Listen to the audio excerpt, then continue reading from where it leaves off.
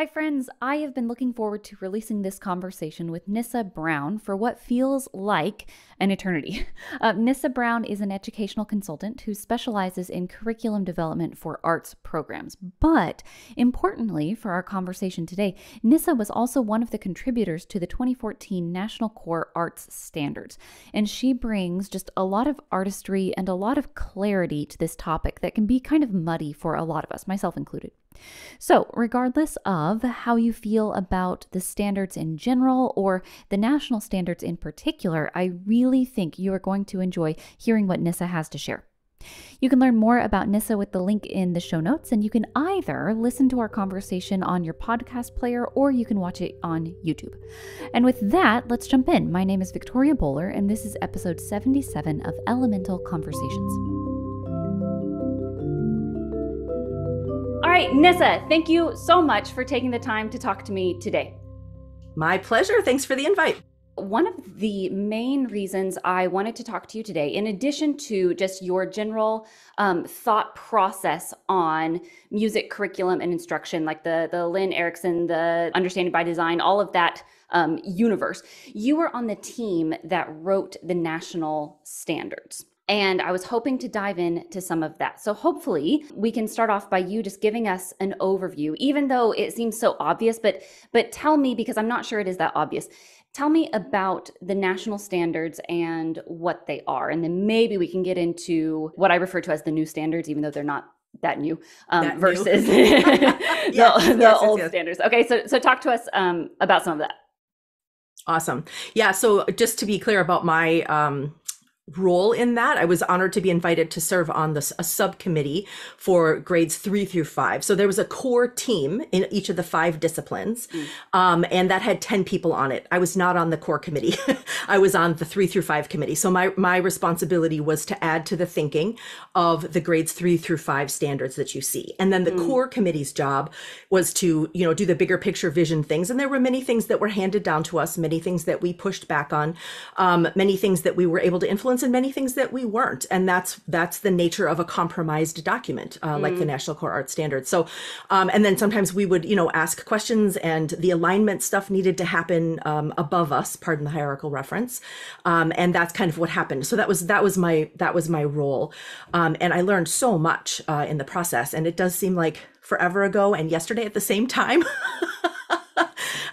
So the National Core Arts Standards, let me talk about them the way that I find is helpful in talking with teachers. Because there are lots of people who can do the National Core Arts Standards from a policy lens, from an advocacy lens, from a theory lens. And those are all super valuable lenses, but they're not the lens that I operate from. I operate from working on the ground with teachers. And so I'm going to take it from that tack, if that's okay. Oh, yeah.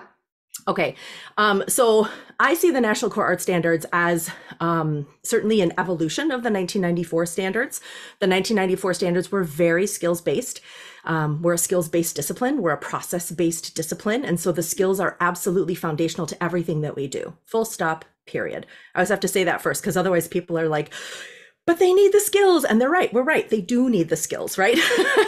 So it's an evolution of building upon the skills-based standards in 1994. And what we understand about how the brain learns is that learning things in isolation, this is a bit reductionist, but it leads to why the standards are constructed the way they are. What we understand about the way brains learn is that if we do things in isolation and we don't understand how they connect to other things, how or why they matter, we don't retain them as well.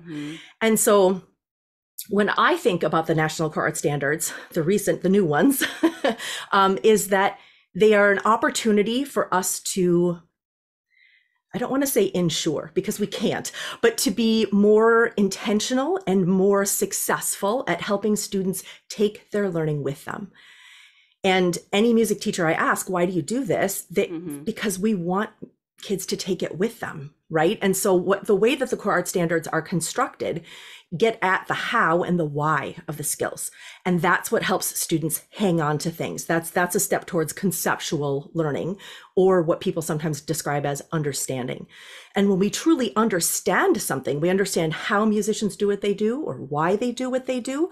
When we get that, then we can use that understanding and transfer it to an independent situation, whether that's in the classroom, it's in a third grade classroom, not music classroom, but like a third grade classroom, or it's on the soccer field, that they can transfer the skills that they've learned and the processes and the strategies and take it with them. So that's sort of the intentionality behind the core art standards. That's the promise of them. And one of the ways that they do that is that they're organized by process. Yeah. So if we say, what is it that musicians do? Musicians create, perform, respond, and connect. And then if we say, how is it? How and why being the important questions. How do musicians create? There's actually an artistic process components embedded that help us guide students to own that process. So how do musicians create, for instance? First they imagine, then they plan, make, then they evaluate, refine, and then they present, which is intentionally not perform. It's present because it can be informal. It also looks at the why. So you'll notice within the standards, it talks about context, impact, influence. Those are all ways at getting at why composers do what they do, why musicians do what they do. So from a very practical standpoint, I think that's the important pieces of how the core art standards are created and how they can positively impact our students. So let me know if there's anything you wanted me to say that I missed. No, that's great. That's great. Okay, so you talked about that these are broken down by processes that musicians do. And if we back up from that, it's like things that all artists do. And that's one of the nice things, like this is a unifying document that, and you mentioned that we could look at this from the lens of advocacy. And I think that's one of the really great tools that people like you have given us. It's like some common vocabulary where we can kind of bring all of the boats up with a rising tide for the arts and then ultimately for students as well. One of the things that you danced around, but we didn't delve into because I didn't ask, one of the words that comes up is, in addition to things like understanding and transfer, is also this idea of artistic literacy. And I know that when the standards talk about literacy, they do mean reading and writing. And there's more, right? So maybe you can define that, because I think that might play into our conversation. And I certainly think that it plays into how these standards are constructed compared to some of the state music standards that we have. Yeah. So I think this idea of artistic literacy, if for folks who really want to dive into this, and I can't like verbatim quote everything in there, but for folks who really want to dive into it, go to NCAS Arts website and look at the philosophical foundations, and you'll see there's this big overview, and this is where I usually have a visual to do this, so I don't have it memorized, but it's like the arts as communication, the arts as personal expression, right? It's those more meta things. It's what do we really want students to take with them? And that's the literacy that we're getting at, is not the literacy that I was taught as a young Kodai inspired teacher. And I'm not dishing on Kodai. I've taught in Kodai levels programs for 20 years. And I bring this perspective to it. Right.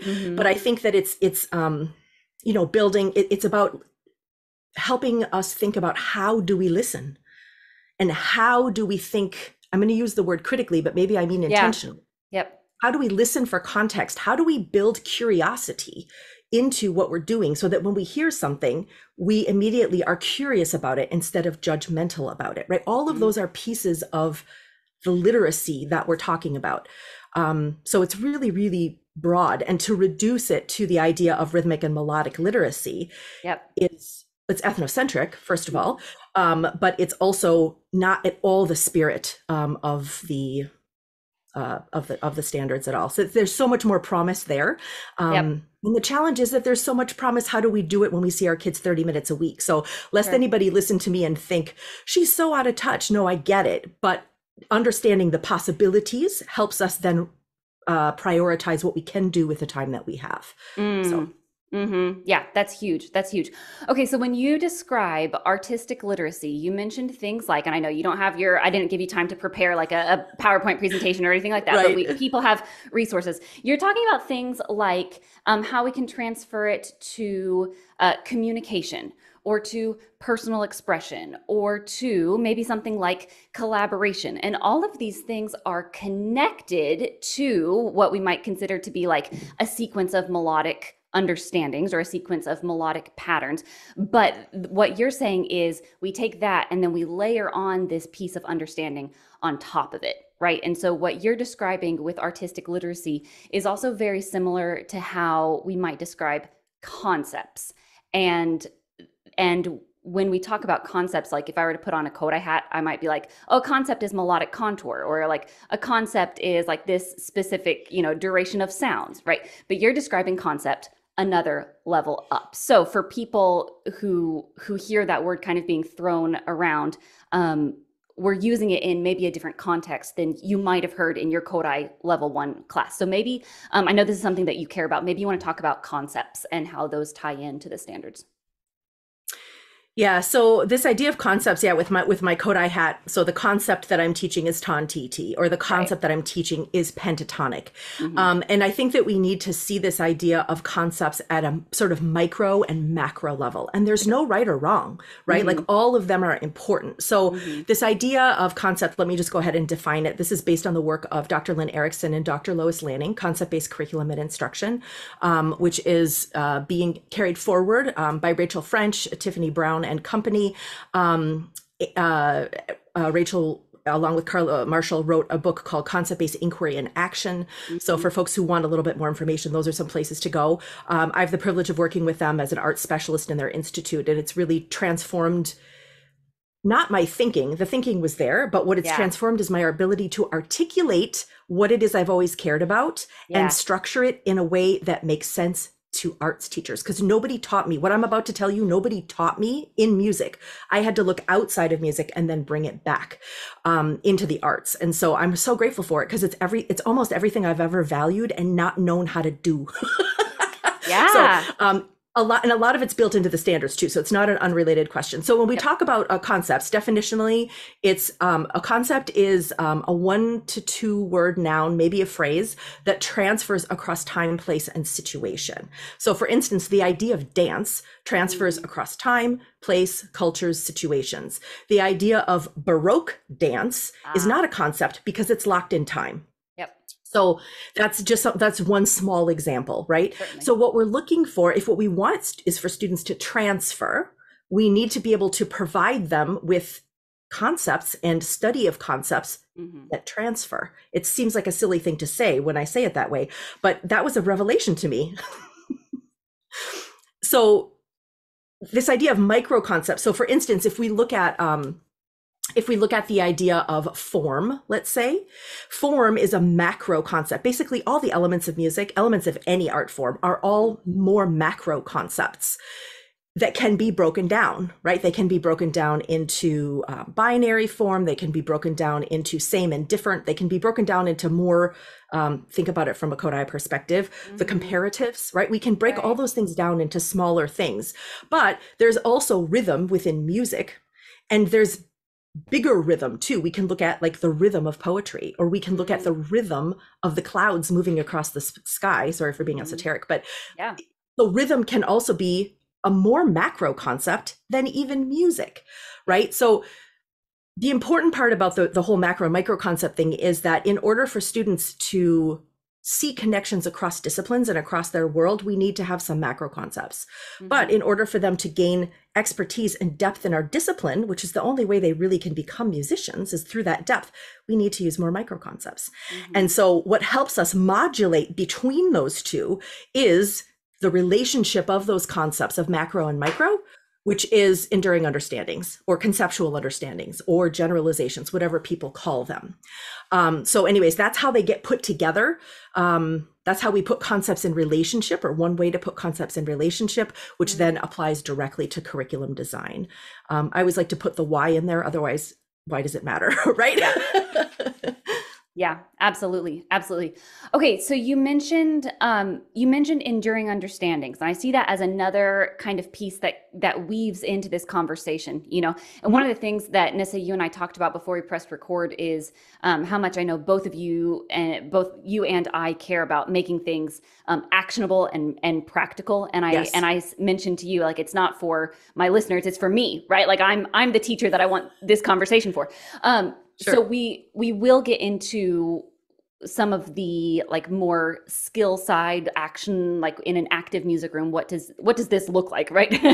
Hmm. Because you're right that right now it is still very kind of like airy fairy, like conceptual understandings and really transfer Right. knowledge, right? But just to stay Right. kind of in the clouds, because I like it up here too. Talk to us about enduring understandings and kind of how that you might view that as maybe a bucket to put our skills in, or maybe like an umbrella to put our skills under. Talk to us about enduring understandings.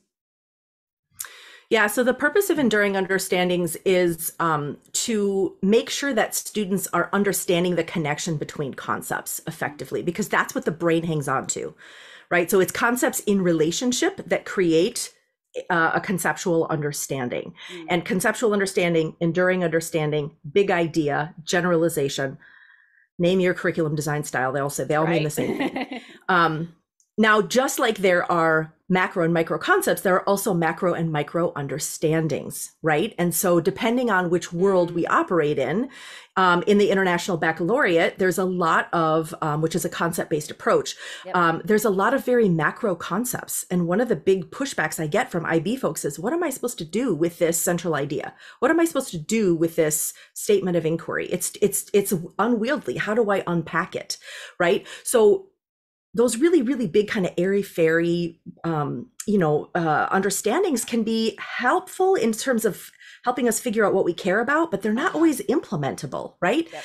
And so this whole, I think about, those macro understandings are really helpful, but we also need to unpack and make sure that we have um, more specific, if you will, Yeah. understandings that help guide instruction. So basically, I'm actually going to do in order to talk about enduring understandings. Actually, I'm going to refer to skills because Yeah. it's the relationship is what matters.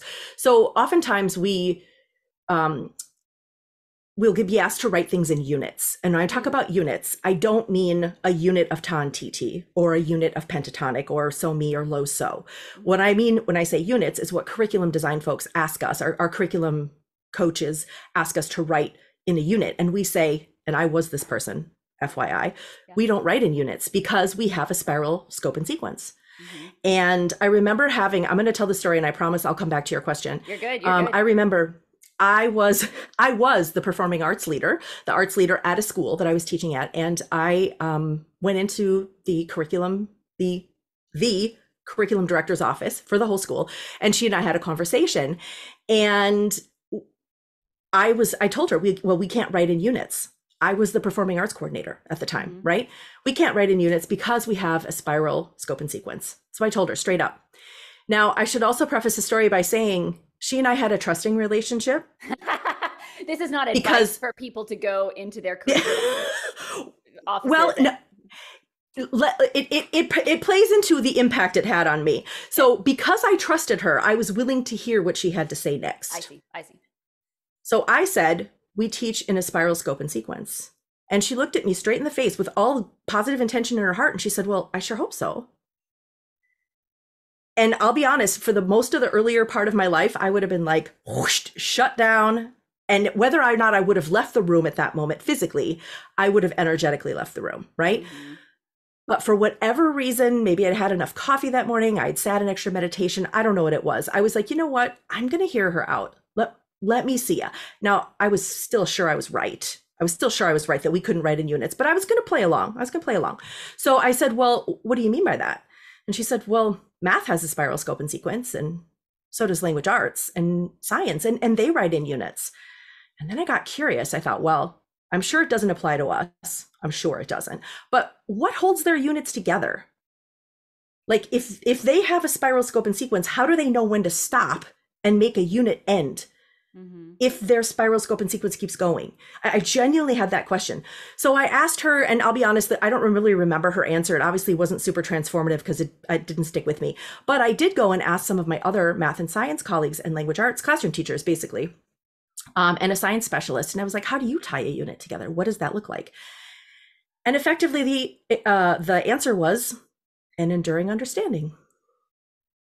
And I thought, wait, could it really be that simple? That an enduring understanding is what could tie a unit together, or multiple enduring understandings. But let's stick with one.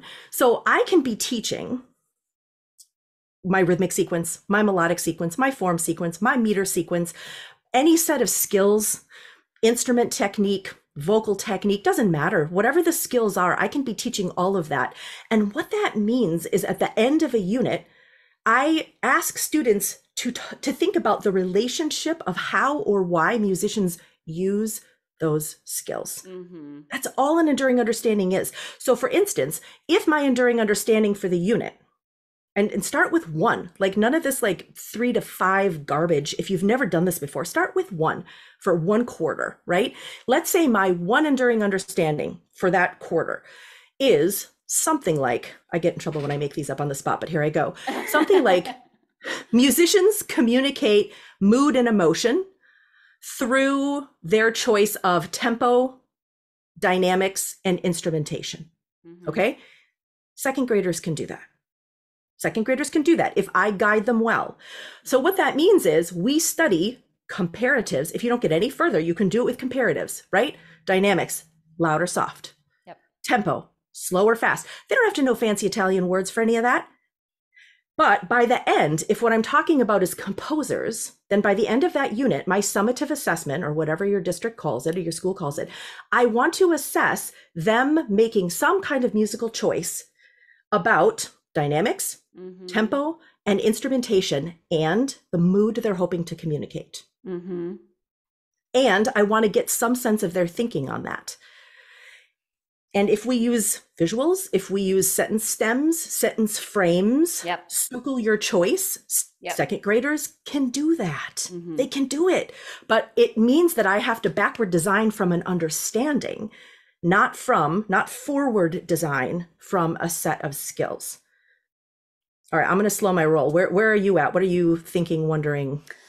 I'm thinking, yes.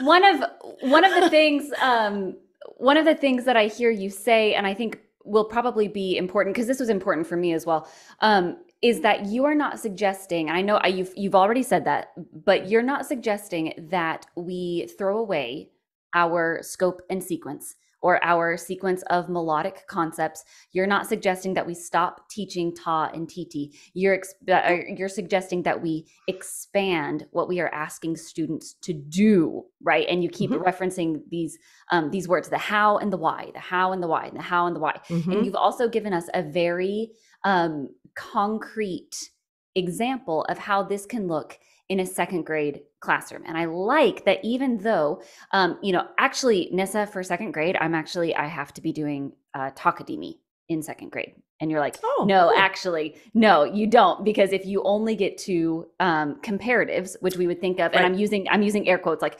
kindergarten concepts, you're saying no matter where you enter this stream of musical skills and musical patterns, there's always something that we can be asking of students beyond read this rhythm in standardized Western notation. Yes, absolutely. And what it has to do with, it gets at those words that people get their hackles up in the standards: impact, influence, intention. Everything I just talked about was all of those things at a 7-year-old level. How do you want to impact your audience? What influence do you want your music to have on your audience? What is your artistic intention? I want my music to sound sad. I want my music to sound like it matches an event, right? I want to write a piece of music for a soccer match. Okay, so what artistic choices, based on the past 9 weeks of study that we did, are you going to make? I'm going to limit your choices because we've only had time to do dynamics, tempo, and instrumentation. But you can do that because you're 7 and I've set you up for it, right? So but if we don't backward design from the understanding, it's a happy accident if kids get there. Ooh, yep. Right? Yep. And that's what I thrived off of, actually. It's like I would have those like happy synapse connections. Like I remember a kid said to me one day, he's like, you know what? Music can change the world. And I thought, that's why I teach. And then I thought, but how do I teach from that? How do I how do I help kids see that music can change the world? And we can backward design from that, right? Music can change the world is a bit of a reductive or meta enduring understanding, right? But it's those realizations that you think, yes, that's what I wanted you to get to, but I didn't backward design from there. We were busy reading 4-beat patterns, which, listen, 4-beat patterns are like sight words. English teachers shouldn't stop teaching sight words, but if all they taught was sight words, we would think it was pretty pedantic. Same thing for us. Teach them those 4-beat patterns. Let them own the rhythms. Let them own the melodies. But what can they do with them? Yeah. Yeah. I was talking to my administrator the other day and kind of explaining some of my own takes on this. And I talked about if I told your first graders to go out and memorize passages of Mark Twain, and then we put them all on a stage in pretty dresses on risers, and everybody came and like they wheeled out grandma, we all sat and we stared at them and they all recited passages from Mark Twain. Let's imagine that all of the parents sitting in the audience turned to each other and they're like, my child is so talented, my child is so gifted, right? The teachers in the audience would say, well, they were just memorizing. Right. So if a parent is like, listen to that syntax, listen to the character development, right? Like listen to all the stuff that they can do. The teachers in the audience are like, no, they just memorized it. Right.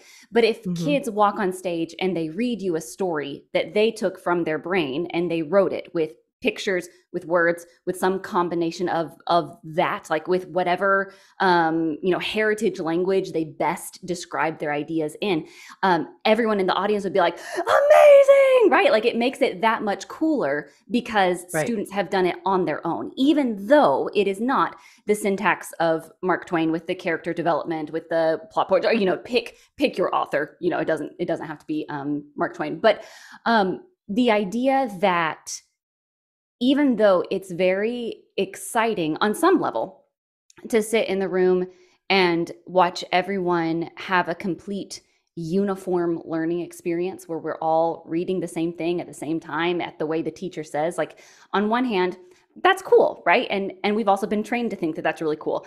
On the other hand, wow, maybe it's even cooler if we step back and, the phrase in the ORF community is let children be their own composer. So all of that rambling to say, I see so much tie-in to what you're describing and what we're already doing, but maybe we haven't quite peeled back like an onion layer of it. Do you know what I mean?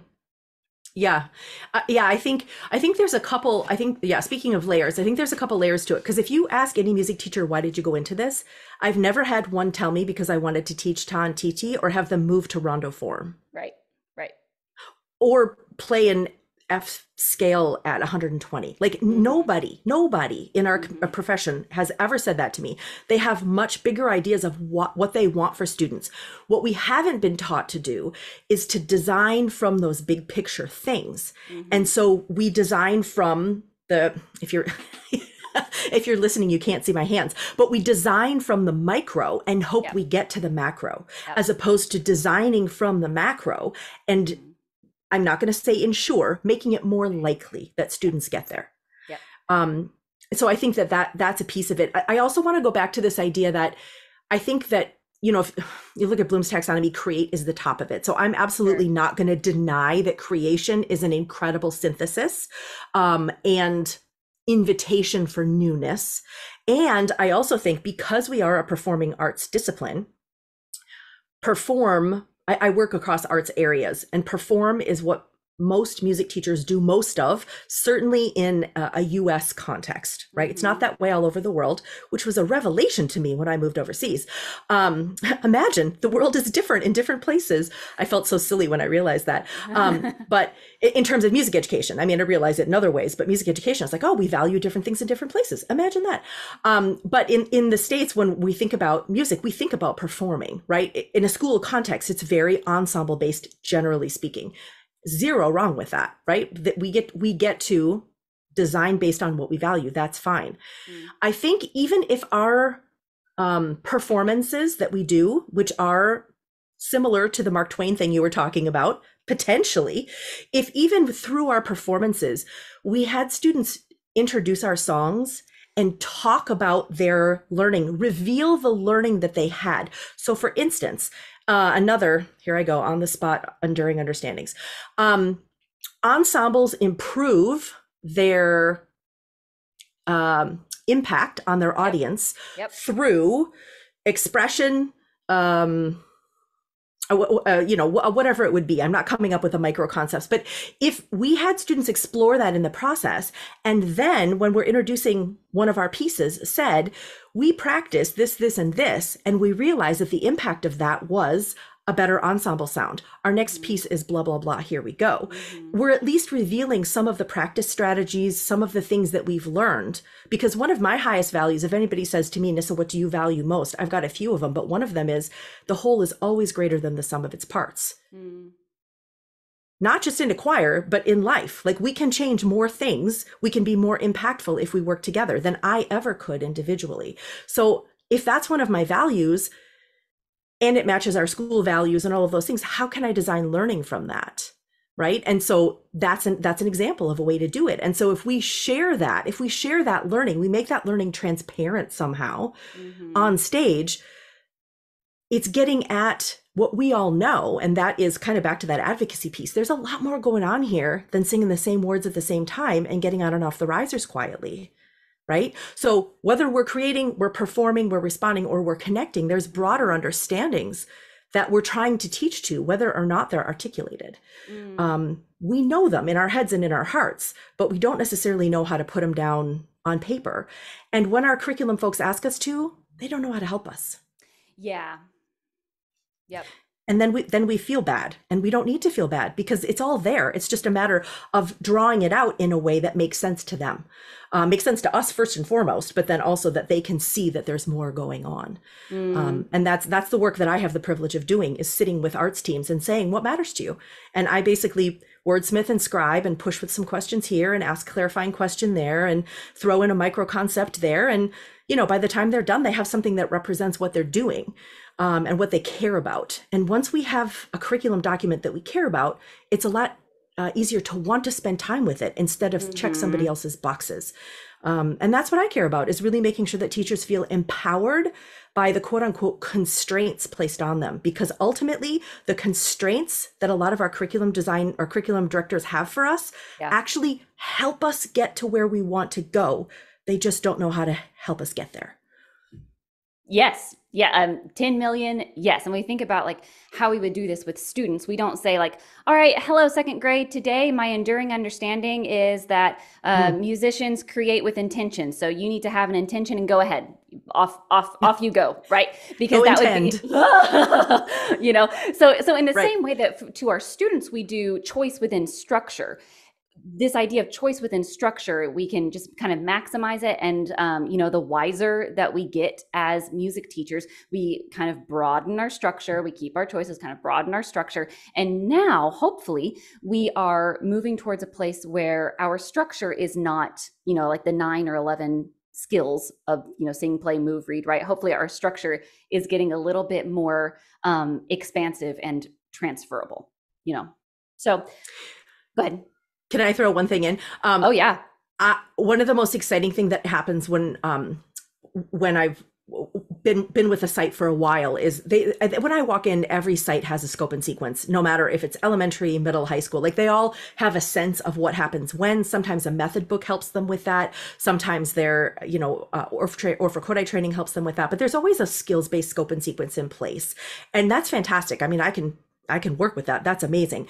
But what slowly comes to the fore as we start to think about what is it that we want from an understanding level is that people will start to see actually a scope and sequence to their understandings. And that to me is kind of speaks to what you were saying, is that, artistic intention for a first grader, if we say artistic intention is one of the most important concepts, I want you to be able to communicate what you want to communicate as an artist. we can have an enduring understanding about artistic intention for 6-year-olds, but we can also have an enduring understanding for sixth graders. Yeah. And we can design a scope and sequence of understanding through the years, just like we can with the skills, and built on those skills. So as we get more micro and more robust with the skills that we're offering students, their understanding can also increase. So when we think of skills, we think of scope and sequence, not just for skills, but also for understandings. Now we start to see the power, because if kids truly understand and can transfer, we have less work to do every year because they'll bring it with them. Now, I know I had 30% turnover every year, so I understand that there's a flaw in what I just said, but but there's a piece of it that is true as well. Well, and gosh, Nissa, like what you just said about if we have the same enduring understanding that is actually truly our spiral, not like kindergarten is comparatives and second grade is Takadimi, then when a kid does show up in second grade and everyone's working on Takadimi is so not the point, right? Because this kid can interact with the material through an enduring understanding or through, all of these different kind of pathways to this one tiny rhythmic pattern, and so just to kind of expand what you're saying, like it feels like a little bit too open-ended for me, and then sometimes it's like no, here's the structure, and like this is the reason it works is because we have this enduring understanding. I want because I said at the beginning that we were going to make this practical, and I think we've woven some practical things in, but for my sake I would benefit from us going a level even deeper. Sure. You talked about a scope and sequence, and we keep the scope and sequence and we keep the skills. If you were in the generation that was out of their training when the new standards, again, I call them the new standards. My husband, I was like, I'm talking to someone about the new standards. And my husband was like, do you mean the 2014 standards? I was like, yeah, the new ones. So if you were teaching during that time and not at a university when those were implemented, we might not have gotten, I'll say, like I did not get the here are the big airy fairy concepts of the national standards, and here's what they actually look like. So for me, when I was looking at them, I was like, what on earth, what am I supposed to do with this? Kind of like what you were talking about with some of the other teams you work with. I was like, yeah, well, I'm not going to go ask them to, like, with guidance, demonstrate their understanding of, artistic literacy, whatever it is, right? And then I looked at my sister's standards. She's a first grade teacher, and her standards were like count by tens. And I was like, well, I know that I could ask a kid to count by tens and I know what it would sound like. But if I'm asking someone to like demonstrate meaning through the presentation of artistic work, I'm gonna need a couple layers, right, to see how that gets implemented. So maybe we can dive into that with our last little bit. How's that sound? Yeah, absolutely. So I'm going to come at it from a couple of angles. So every site that I work with is different. So I'm going to throw, and I work within the context of every site, whatever that is. So every curriculum director has slightly different expectations, some things are okay, some things are not okay. So I'm going to give some ideas. And of course, you'll need to check out in your context, what can and can't work, what is allowed, all those things. Okay. So disclaimer in place. So one of the things I want to say, I'm going to go a little bigger and then come down specifically to your question. I don't know anybody who can teach all of the standards and collect assessment data on all of them in the time that they're given. Okay, so let's just start with that. Now, some people say that's a negative. I say that's a positive, because if your standards were so easy that you could meet them in 30 minutes a week, something tells me you'd be seeing your kids for 30 minutes a week. So when people start to get a little bit like they're too big, I want to be like, great, that's advocacy for me to say, hey, given the time I have, I can teach this many standards. If you give me 15 minutes extra a week, I can teach this many. So use the standards as advocacy. I feel like I'm on a soapbox, I apologize, but I really feel strongly about this. So we don't want reductive, easy standards. Our kids can do more than that, and advocacy is good.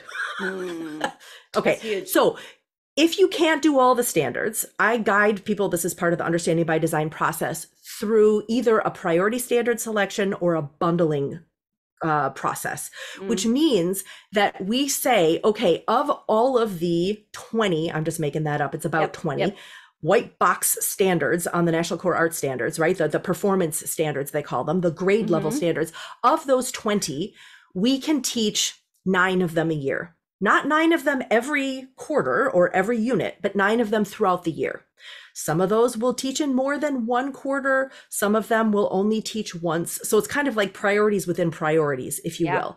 But we get really intentional about selecting the ones that we believe match our school, our community, our values, what we most want for students, what aligns with our middle school program.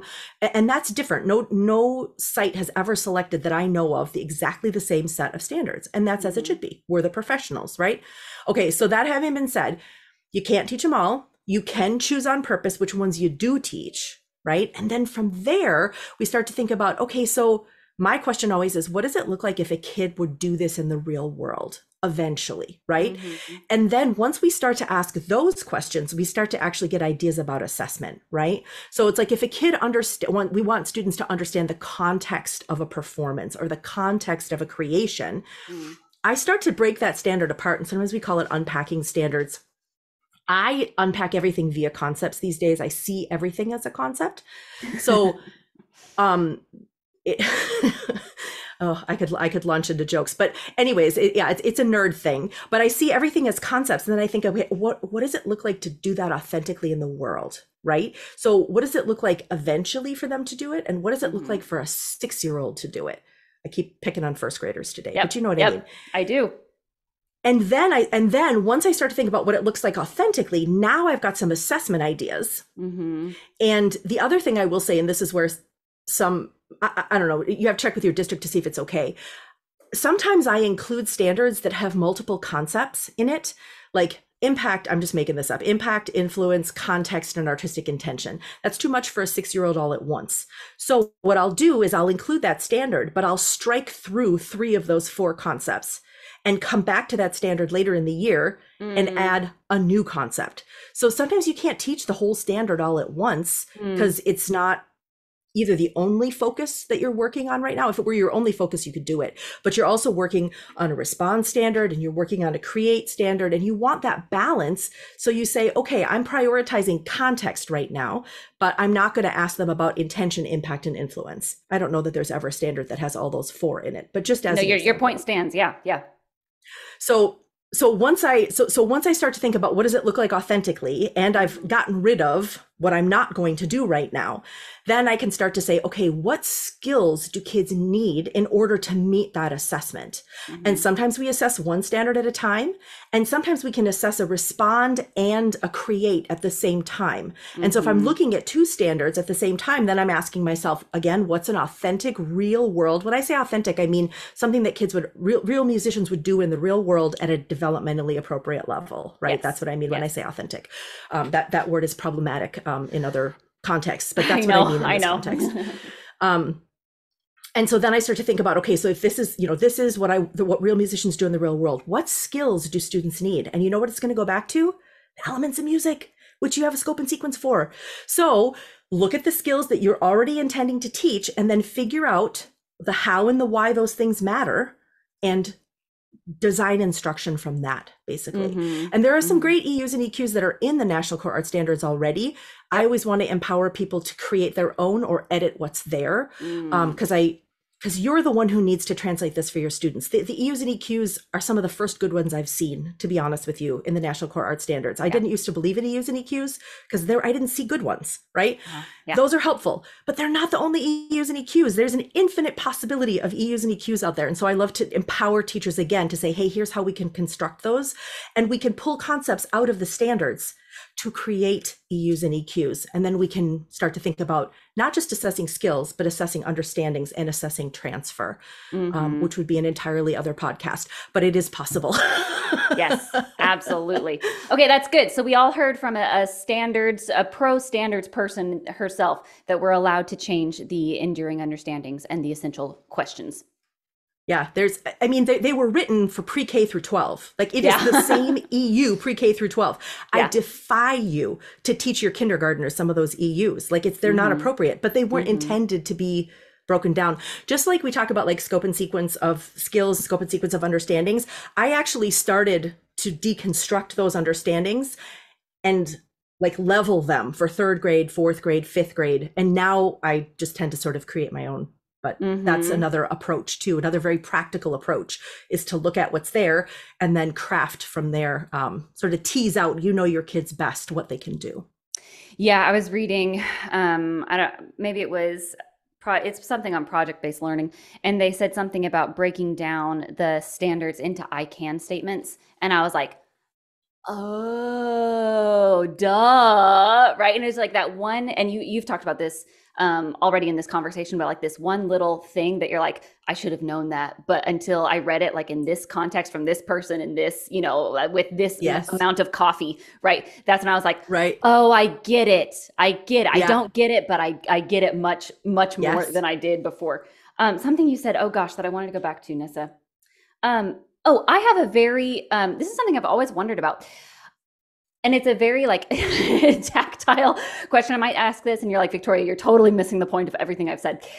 So not to miss the point of everything you've said, Nyssa, but when again, going back to my sister, I have two sisters who teach kind of general academic content. And then me and my other sister, we are music teachers.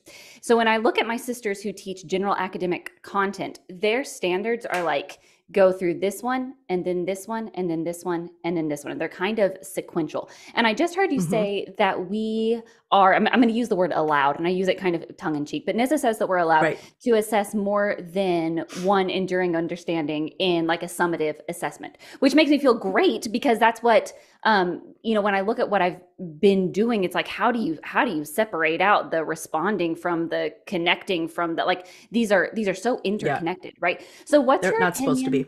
Yes. So what's your opinion on going through these? Like, I have a unit on creating, I have a unit on performing, I have a unit, like, what's your opinion on that approach? Or sorry to interrupt. Go ahead. Your opinion, and then also like the opinion of kind of the standards committee, to So the standards, if you read into the documentation, create, perform, respond, and connect are not discrete processes.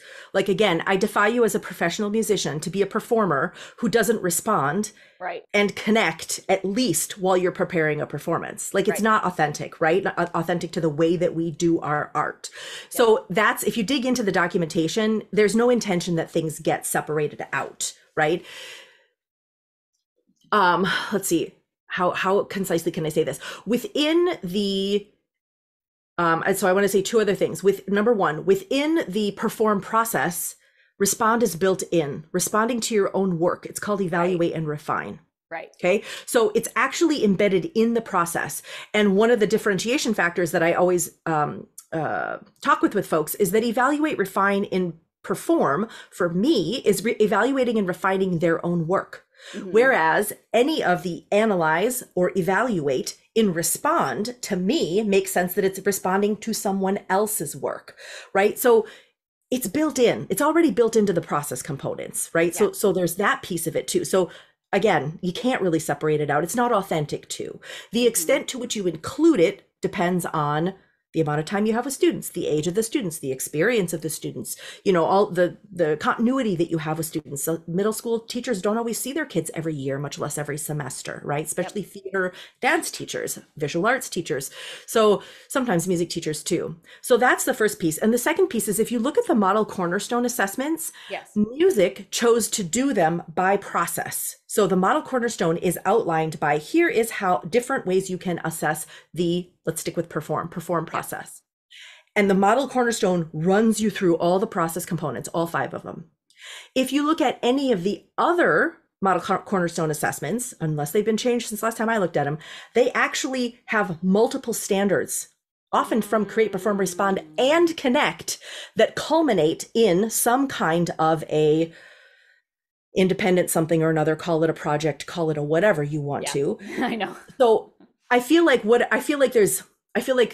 permission given, like it's actually embedded in either the standards themselves or the supporting documentation. And I find that can be overwhelming for teachers sometimes. It's like, how do I know what to put together? But once we talk through it, you know what to put together, right? If you have experience teaching and I say to you, what's the most important thing that a kid does by the end of third grade? You can tell me, and we can find standards that match that. And we can go chunk, chunk, chunk, put them together, and you've got your standards that you're meeting, or at least partially meeting for that final third grade summative assessment. So whether they're all perform because your point is the perform process, or it's about create supported by a respond and a connect standard, because that might be the most authentic thing. I mean, connect is embedded already, but it's intentionally a connect standard. So it's a yes and, I feel like. Yeah, that's very, very helpful, because when like I said, I'll look at them for a summative assessment, and most of my summative assessments, well, maybe all of them, now that I'm thinking through, are some sort of creative choice. It's an improvisation, it's an arrangement, it's a composition, whether that is like as an individual or as a collaboration, or if it gets extended and we recycle it later, But then I'm like, well, I guess I'm only ever like summatively assessing one thing. And then it's like, well, no, because in order to do that, we have to do all of this other stuff. And then I'm like, well, maybe I need to silo it a little bit more, but I don't really want to silo it. So Nyssa says that we don't have to. And so that's good to hear.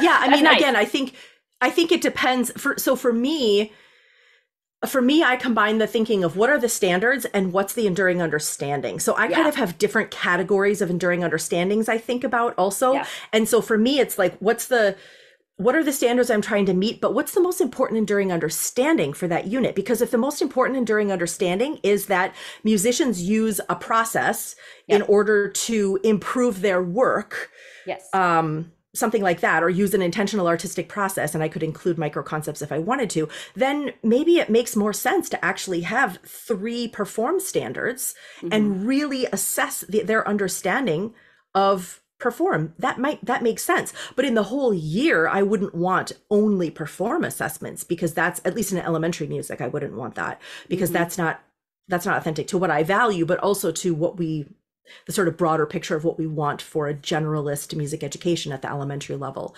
So that might differ also. If it's a performance-based ensemble, you're going to lean towards perform. No problem with that. That's great. You don't want to completely neglect the other things either, but the course that you're teaching is also going to sort of help you flow with what you prioritize. And to me, that's as it should be. And the standards were written, like, let's be grateful, the standards were written in a flexible way. They make you the professional, instead of you have to do, none of us want a textbook that we have to flip the page to and be held to, right? Like, I don't know any music teacher that really wants that. I know people who do it, but not people who want it. Yeah, I know exactly what you mean. I know. Yeah. That's great. Okay, well, Nyssa, I have held you longer than I told you that I would. So as we are wrapping up here, I know that there is a lot more that we could be talking about. And I know that there are a lot more opportunities for people to connect with you and work with you if this is like the tip of the iceberg, and their brains are going like 30 million different directions, right? And they're driving in their car and they're like, oh, that's amazing. So how can we find you? How can we connect with you? And what's our process for working with you at all of the different levels that you offer? Yeah, thanks for asking. So my website is musicedforward.com. So you can reach me there. There's also, I would invite you to, I think you're going to put the link probably in the page. So musicedforward.com/resources.